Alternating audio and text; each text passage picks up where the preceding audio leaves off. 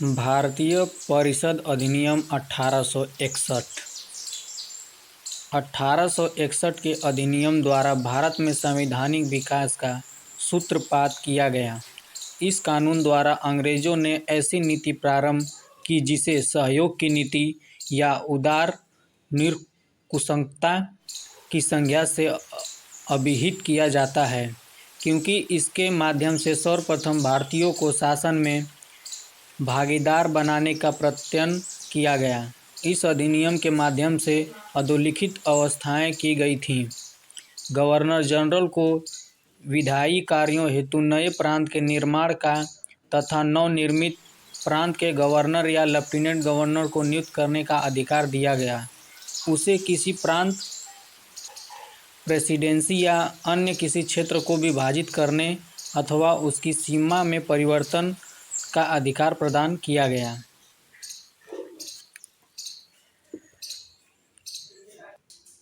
अधिनियम द्वारा केंद्रीय कार्यकारिणी के सदस्यों की संख्या 4 से बढ़कर 5 कर दी गई। 5वें सदस्य को विधिवेत्ता होना अनिवार्य कर दिया गया। केंद्र सरकार को सार्वजनिक ऋण, वित्त, मुद्रा, डाक एवं तार, धार्मिक और स्वत्वाधिकार के संबंध में प्रांतीय सरकार से अधिक अधिकार प्रदान किया गया। भारत परिषद को विधायी संस्था बनाया गया तथा उसे भारत में रहने वाले सभी ब्रिटिश तथा भारतीय प्रजा, भारत सरकार के कर्मचारियों, भारतीय रियासतों तथा सम्राट के राज्य क्षेत्रों के अधीन होने वाले व्यक्तियों, सभी स्थानों एवं वस्तुओं के संबंध में कानून बनाने का अधिकार प्रदान किया गया। गवर्नर जनरल को अपनी परिषद से 6 से 12 सदस्यों की वृद्धि करने का अधिकार दिया गया, जो सभी मनोनीत थे। ये सदस्य उसे कानून निर्माण में सहायता करने के लिए थे। इनमें से कम आधे सदस्यों का गैर सरकारी होना आवश्यक था और इनका कार्यकाल 2 वर्ष था। इन सदस्यों को कार्यपालिका पर नियंत्रण रखने का कोई अधिकार न था। गवर्नर जनरल को उनकी राय को ठुकराने, वीटो का पूर्ण अधिकार था। इस अधिनियम में वायसराय की परिषद में अधिक सुविधा से कार्य करने के लिए नियम बनाने की अनुमति दी गई, जिसके आधार पर वायसराय लॉर्ड कैनिंग ने भारत में विभागीय प्रणाली की शुरुआत की।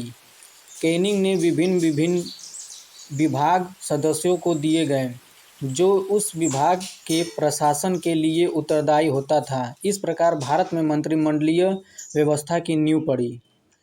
गवर्नर जनरल भारत की शांति, सुरक्षा एवं ब्रिटिश हितों के लिए परिषद में बहुमत की अपेक्षा कर सकता था। गवर्नर जनरल को संकटकालीन दशा में विधान परिषद अनुमति के बगैर अध्यादेश जारी करने का अधिनियम प्रदान किया गया। मद्रास एवं मुंबई की सरकारों को पुनः कानून बनाने तथा उसमें संशोधन करने का अधिकार दिया गया।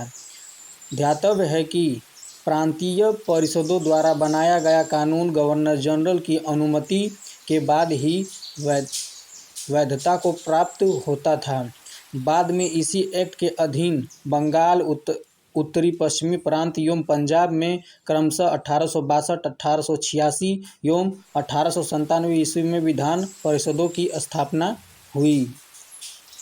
गवर्नर जनरल की परिषद सप्ताह में एक बार बैठक करती थी, जिसकी अध्यक्षता वायसराय करता था। संवैधानिक विकास के दृष्टिकोण से 1861 ईस्वी का अधिनियम अत्यंत महत्वपूर्ण था। इससे पहली बार विधि निर्माण में भारतीयों का सहयोग प्राप्त किया गया, क्योंकि प्रथम बार गैर सरकारी सदस्यों की नियुक्ति हुई थी। साथ ही इसके द्वारा मुंबई और मद्रास प्रांतों को विधि निर्माण करने की शक्ति पुनः प्राप्त हो गई। अन्य प्रांतों में भी ऐसी विधान परिषदें स्थापित करने की व्यवस्था की गई थी। अतः इस अधिनियम ने केंद्रीकरण के स्थान पर केंद्रीकरण की नीति की शुरुआत की। यह वीडियो बनाने का बस मेरा इतना ही उद्देश्य है कि हर एक टॉपिक को पढ़ा जाए और समझा जाए।